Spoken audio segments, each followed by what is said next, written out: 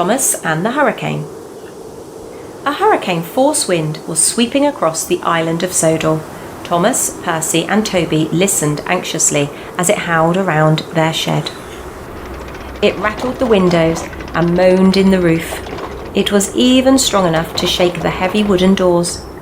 Thomas, Percy and Toby did not get very much sleep that night. When their drivers came the next morning, none of the engines wanted to go out. "It's much nicer in here," said Percy. "Warm," added Toby. "I know a railway where the trains don't run on very windy days," said Thomas hopefully. His driver laughed. "So do I," he said, "but we're not it. Come on, what would the Fat Controller do without us?" "Brrr," shivered Thomas. The wind was cold as well as strong, and Annie and Clarabel didn't like it either. There weren't many passengers that morning. They all wanted to stay indoors, and Thomas didn't blame them. Lucky things, he thought. But when Thomas reached the station by the river, he was astonished to see footballers playing in the nearby field. One team wearing red shirts, the other in blue and white. "It's part of the knockout competition," explained the fireman. "At the end of the season, the winners will get a silver cup." Trees between field and railway waved wildly in the wind. "Sooner them than me," Thomas muttered to himself. "They'll all get knocked out if they're not careful." James was waiting at the junction. He didn't mind the wind, he said. He was even boasting about it.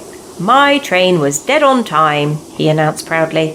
"A little bit of wind can't stop me." Just then the wind blew so hard that the station roof shook. And so did something else. "Just look at that signal," exclaimed Thomas. But James couldn't see, because suddenly the signal wasn't there anymore. The wind had blown it down. "Help!" said Thomas in alarm, as two more signal posts broke and crashed to the ground. "Let's get away from here!" The firemen hurried to the signal box to find out what they should do.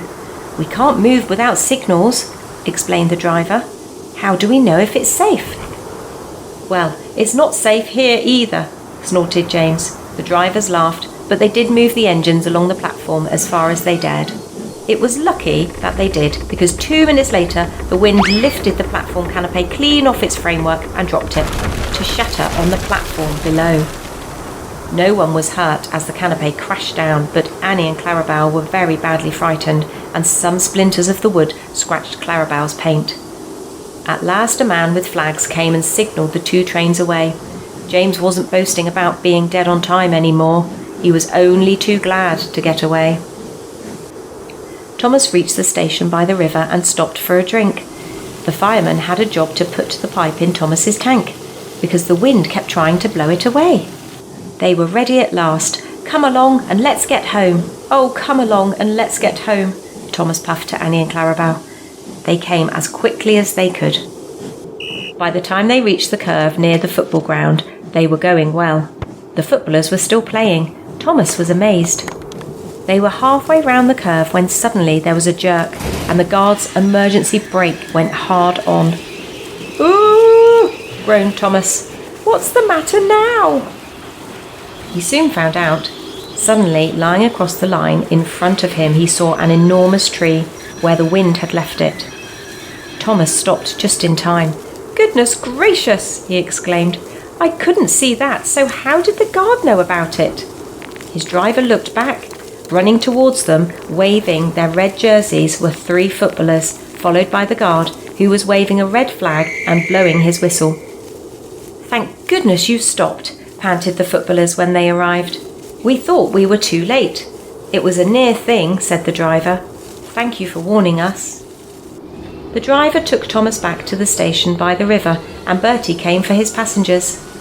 Thomas had to spend a cold night there because he could go no further until the line was clear. The next day, Terence the tractor came and dragged the tree off the line. It was cut up into small pieces. Toby and Percy worked hard all day taking the wood away, and at last Thomas, Annie and Clarabel could go home. A week later there was a party at the station by the river. All the engines were there, and the Fat Controller gave the footballers a framed certificate to remind them of the day they saved the train.